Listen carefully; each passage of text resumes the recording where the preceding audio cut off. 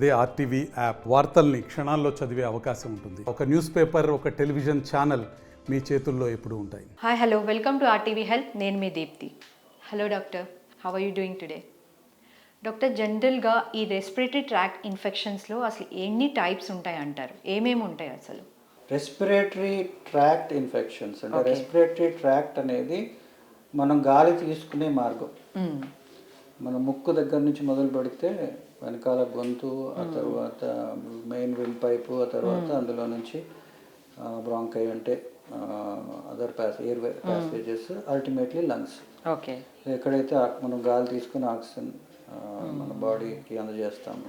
So ఇదంతా respiratory tract. So ఎప్పుడైతే ఆ రెస్పిరేటరీ ట్రాక్ట్లో ఇన్ఫెక్షన్ వస్తుందో దాన్ని రెస్పిరేటరీ ట్రాక్ట్ ఇన్ఫెక్షన్. ఇన్ఫెక్షన్ అనేది బయట నుంచి ఏవైనా క్రిములు అటాక్ చేయడం వల్ల జరిగే మార్పు. సో దాన్ని ఇన్ఫెక్షన్ అంటాం. అది క్రిములు అంటే వైరస్ కావచ్చు, బ్యాక్టీరియా కావచ్చు, ఫంగస్ కావచ్చు. సో ఇట్లాంటి క్రిములు మనం ఎక్స్పోజ్ అయినప్పుడు వాతావరణంలో ఉంటాయి.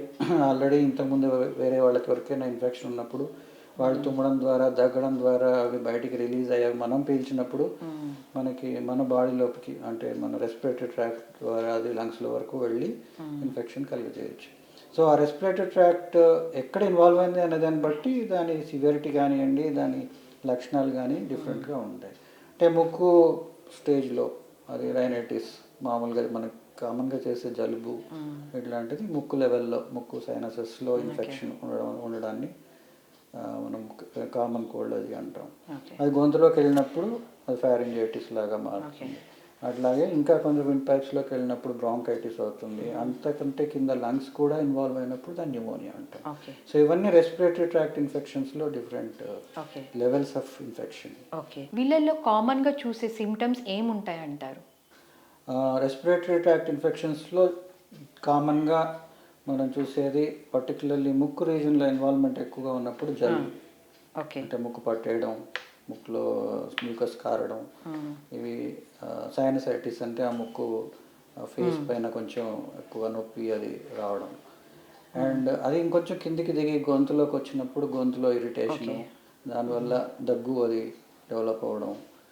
ఇంకా కిందికి బ్రాంకైటిస్ అంటే మన విన్ పైప్స్లోకి వెళ్ళినప్పుడు బ్రాంకైటిస్లో కూడా దగ్గు, కొంతవరకు కఫం ఎక్కువ తయారై కఫం రావడం, ఇంకా ఆయాసం లాంటిది మేనిఫెస్ట్ అవ్వడం చూస్తాం. లంగ్స్ వరకు వెళ్ళిన తర్వాత లంగ్స్లో ఇన్వాల్వ్ అయినప్పుడు అది న్యూమోనియా కింద మారుతుంది. సో న్యూమోనియాలో ఇవే లక్షణాలు, దగ్గు కానివ్వండి, కఫం రావడం, ఆయాసం, కొన్నిసార్లు బ్లడ్ పడడం కూడా మనం దాంట్లో చూడొచ్చు. అన్ని ఇన్ఫెక్షన్స్లో కామన్గా ఉండే ఫీచర్ ఏంటంటే ఫీవర్. ఓకే, బట్ మైల్డ్ ఇన్ఫెక్షన్లో అంత ఫీవర్ మనకు తెలియకపోవచ్చు. బట్ కొంచెం ఇన్ఫెక్షన్ సివియరిటీ ఎక్కువ అయినప్పుడు ఫీవర్ కూడా మనం చూస్తాం వీటితో పాటు. Okay, so coming to the treatment, వీళ్ళల్లో ఒకటే ట్రీట్మెంట్ సేమ్ అందరికీ ఉంటుందంటారా, లేకపోతే డిఫరెంట్ ట్రీట్మెంట్ ఆప్షన్స్ ఏమన్నా ఉంటాయా? రెస్పిరేటరీ ఇన్ఫెక్షన్స్ కారణాన్ని బట్టి ట్రీట్మెంట్ ఉంటుంది. ఓకే, అది ఫర్ ఎగ్జాంపుల్ వైరల్ ఇన్ఫెక్షన్ అనుకోండి. ఓకే, సో దానికి కొన్ని రకాల వైరసెస్కి కొన్ని యాంటీవైరల్ మెడిసిన్స్ అవైలబుల్ ఉన్నాయి. బట్ జనరల్గా వైరల్ ఇన్ఫెక్షన్స్ అనేటివి సెల్ఫ్ లిమిటింగ్ ఉంటాయి. ఓకే, అండ్ వాటికి మనం పర్టికులర్గా మందులు వాడాల్సిన అవసరం ఉండదు. చాలా మందిలో ఇమ్యూనిటీ రెసిస్టెన్స్ పవర్ బాగా ఉన్నప్పుడు అది దాన్ని కంట్రోల్ చేసుకోగలుగుతుంది. సో దానికి సంబంధించిన లక్షణాలని కొంతవరకు మనం కంఫర్ట్ ప్రొవైడ్ చేయడానికి మందులు ఇచ్చి కంట్రోల్ చేస్తే బాడీ ఇమ్యూనిటీ 5 days 1 weekలో జనరల్గా దాన్ని తగ్గించుకోగలుగుతుంది.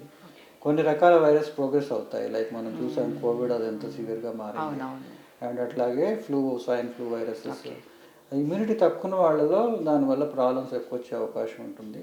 సో వాళ్ళకి కూడా మెయిన్లీ బాడీని మనం ఎదుర్కోవడానికి ప్రిపేర్ చేయడానికి అవసరమైన ట్రీట్మెంట్స్ ప్రొవైడ్ చేస్తాం. సో దట్ ఆ ఇమ్యూనిటీ దాన్ని ఫైట్ చేసి ఆ ఇన్ఫెక్షన్ని ఓవర్కమ్ చేయడానికి మనం హెల్ప్ చేస్తాం. బ్యాక్టీరియల్ ఇన్ఫెక్షన్ విషయానికి వస్తే దాంట్లో మనకి యాంటీబయాటిక్స్ అవైలబుల్ ఉన్నాయి. బట్ అది కూడా మనం విస్తృతంగా వాడాల్సిన అవసరం లేదు.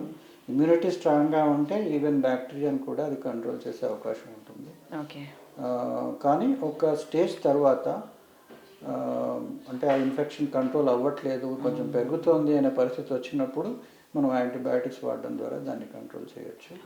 అండ్ అలాగే ఫంగల్ ఇన్ఫెక్షన్స్ కూడా యాంటీ ఫంగల్ మెడిసిన్స్ ఉంటాయి. సో ఇన్ఫెక్షన్ వెరైటీని బట్టి దేనికి ఏ రకమైన ట్రీట్మెంట్ ఇవ్వాలి అనేది డిసైడ్ అవుతుంది. Thank you so much. మరిన్ని వీడియోస్ కోసం ఛానల్ ని సబ్స్క్రైబ్ చేయండి, లేటెస్ట్ అప్డేట్స్ కోసం వాట్సాప్ ఛానల్ ని ఫాలో చేయండి అండ్ లింక్ డిస్క్రిప్షన్ లో ఉంది.